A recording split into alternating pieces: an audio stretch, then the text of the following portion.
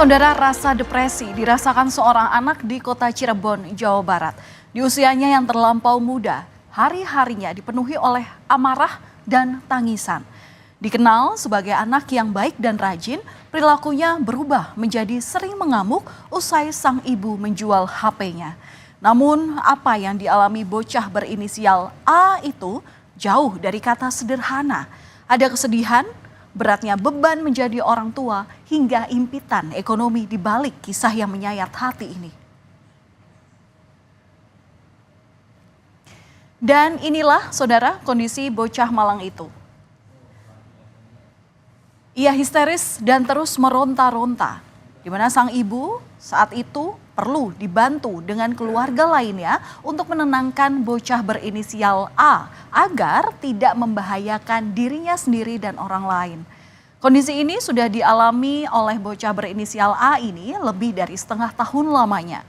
Tak hanya kerap mengamuk, bocah yang berusia 13 tahun ini juga menjadi pemurung dan bahkan pernah beberapa kali mencoba kabur dari rumah.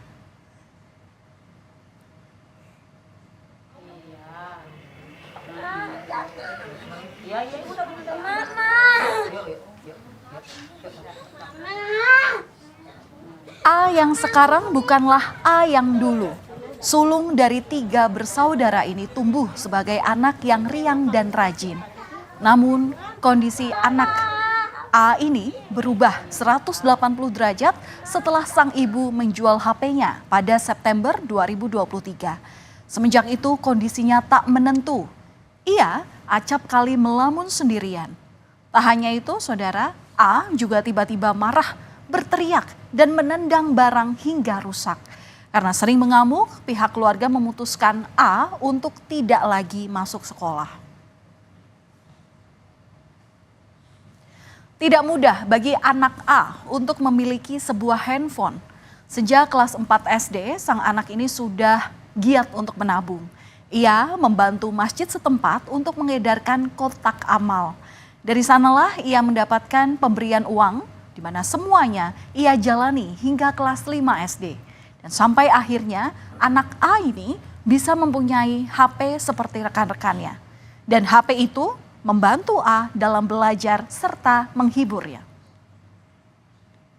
Untuk menabung, nyalengin uang sendiri dengan hasil apa?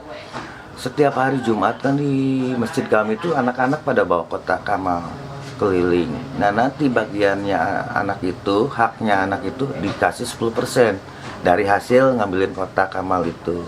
Nah dikumpulin lah si uang tersebut sampai beberapa bulan. Itu kalau masalah dari kelas 4 lah, kelas 4 sampai kelas 5. Nah sesudah uang terkumpul si anak itu beli HP sendiri kan gitu. Udah beli HP, si anak tuh seneng kan gitu, lagi rajin-rajinnya sekolah.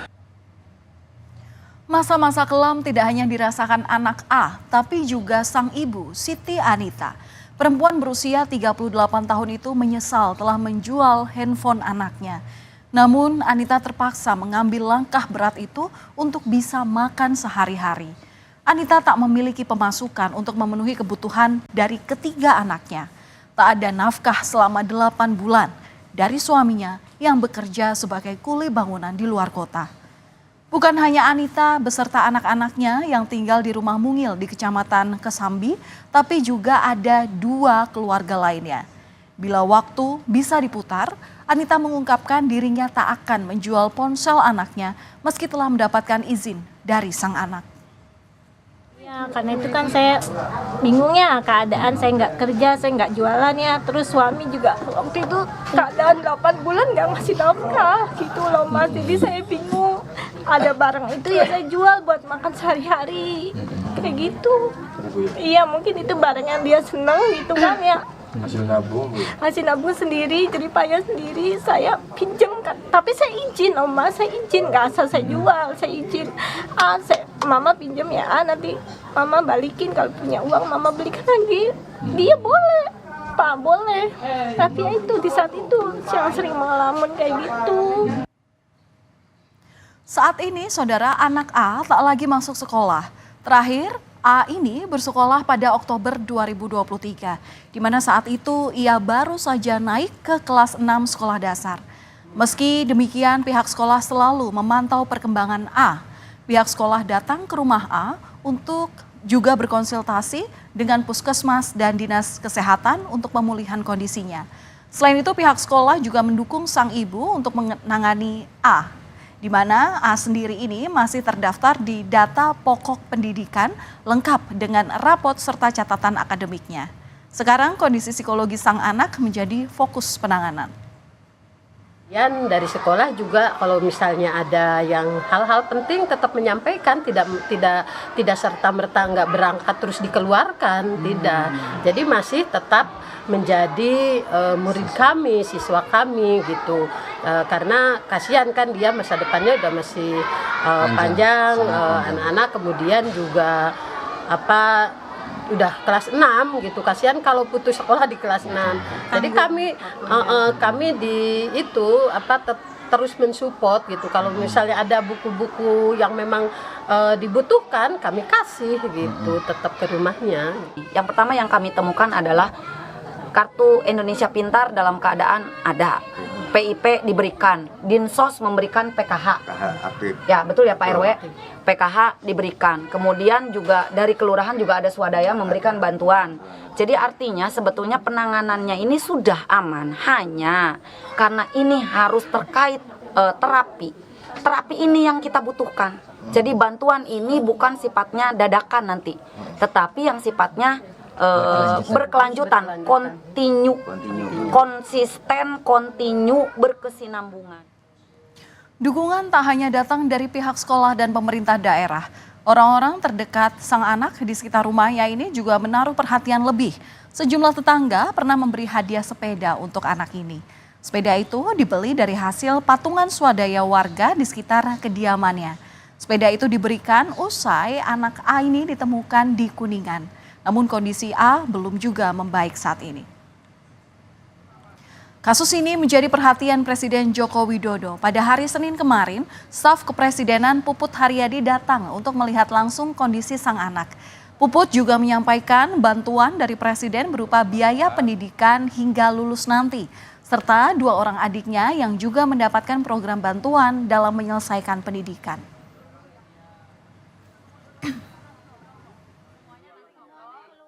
Semoga bermanfaat dan digunakan dengan baik anggaran yang telah diberikan dari Bapak Presiden, bantuan yang diberikan Presiden.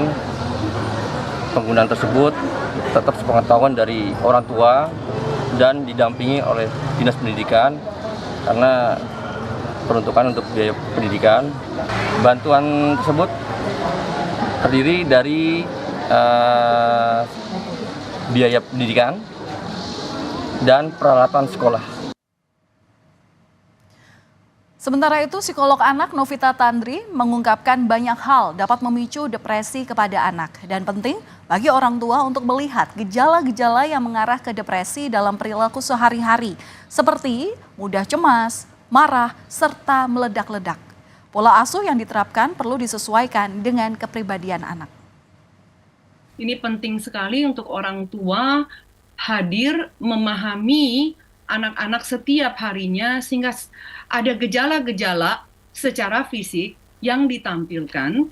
Ini bisa menjadi satu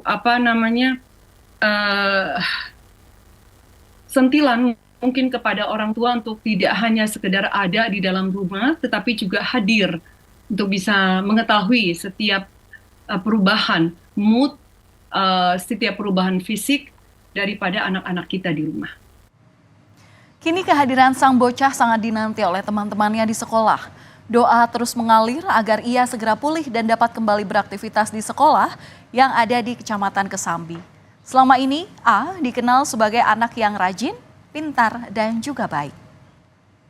Orangnya rajin, orangnya pintar, terus ngajinya juga pintar. Orangnya gampang berteman sama orang lain. Asik-asik. Iya, baik juga. Senang, riang, gembira, bercanda juga. Iya, anaknya ceria. Bener, kita nggak ada ngebully, bahkan kita selalu ngajak main. Saat sakit juga katanya dijenguk sama teman-teman. Iya. Menyadari kondisi anaknya, Siti Anita berharap si bocah dapat segera pulih dari depresi ini. Kini pemulihan kondisinya tengah ditangani oleh pemerintah daerah setempat. Dan seperti yang telah diingatkan, tidak hanya mendampingi secara fisik, penting bagi orang tua untuk hadir dan memahami perilaku anak untuk mengantisipasi dan mengobati depresi.